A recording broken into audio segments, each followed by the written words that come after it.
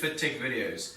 Today we're going to take you through a basic release, self-release, things that you can do yourself. We're going to start with a quadricep muscle, and I'm going to give you ways of doing it yourself with your hands, and then also going to give you ways of doing tools. Today we're going to use two types of tools. We're going to use a foam roller as well as a cricket ball. You can also use a hockey ball or a trigger ball. You get rubber trigger balls. I find a cricket ball is nice and firm.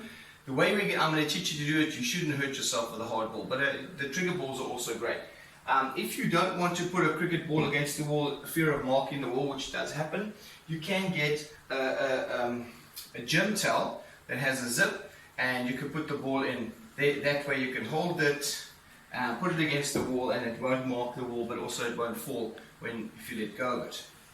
Fantastic. So as I said, today we're going to start with the quadricep muscle. I'm going to take it one muscle at a time. Therefore, that way it's easier for you to go through it. And then it'll be about 20 videos for a full body basic release with your hands and with one or two basic tools. And then as we go with the videos, we'll get more in depth. Great. So your quadricep muscle, very important muscle. We use it a lot, standing, walking, up and down, in and out of the car and stuff. It's very important. And if the quadricep muscle is tight, it can cause lower back tightness and other knee, ankle issues, hip issues, and lower back issues. So very important to release the quad. The very first technique, very simple. As you're standing here, if you're comfortable to stand on one leg, you can brace yourself on your, I'm going to brace myself with my left leg today. I'm going to release my right leg. You're going to take fingers pointing down, and you get the thumbs next to each other, and now your quadricep muscle is from the knee all the way up into the pelvis here. So you can go all the way over there. I'm going to show you a few trigger points just for today's video. So you're going to grab hold of the muscle, relax the leg, pick it up and relax it, grab hold of it, and then just have a bit of movements in there. So 2 or 3 movements per trigger. You're going to find another spot, 2 or 3 movements, find another spot, 2 or 3 movements. It shouldn't be excruciatingly painful, but it can be quite sensitive. If it's very burny initially, it's because of a bit of lymph, but this will facilitate lymph drainage. If you find it difficult to balance on one leg and you find that you're too tense, what you can then do is lean up against the wall. So just lean up against the wall, comfortable. Always make sure that the supporting leg the knee is a little bit bent, so you're not putting too much pressure on it. Then you grab hold of it, and you can just go and do the same thing.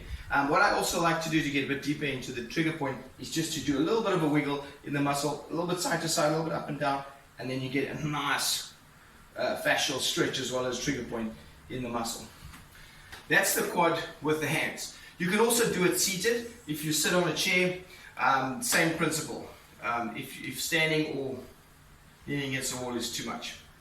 Now the first tool we're going to use is a cricket ball. With a cricket ball, I'm going to now do the other leg, because we've now already done the right leg. So what you then do is you place the cricket ball against the wall, and then you basically support with the opposite leg to what you're triggering. Make sure you've got a slight bend in the knee so that you're not putting too much pressure on it. Put the ball against the wall, and now obviously put your arm wherever it's comfortable. I like to just lean against it like that. So you now make sure that this leg is nice and relaxed. Okay? So there's 2 ways of doing it. One way is to straighten it like that, but keep it relaxed, and kind of tighten the quad, and as you relax, kind of push into the ball a little bit, and then give it a little bit of a movement from side to side. That's one way. So straighten, contract the muscle, and as you relax, it allows you to trigger deeper, and then you can add a bit of movement with the thigh. Then you find a different trigger point. You can also do the little bit of movement where you can rock your body, twist your body, and up and down with the knee. All very, very good points. When you feel a trigger point, you're welcome to hold it for 2 or 3 seconds. I don't like the holding it for a long time because the muscle tends to tense as it gets more painful and pushes you away from the trigger point rather than releasing. So rather do the same trigger point 2 or 3 times. That'll be more beneficial. Then, foam roller. A lot of people love using the foam roller. A lot of people hate using the foam roller.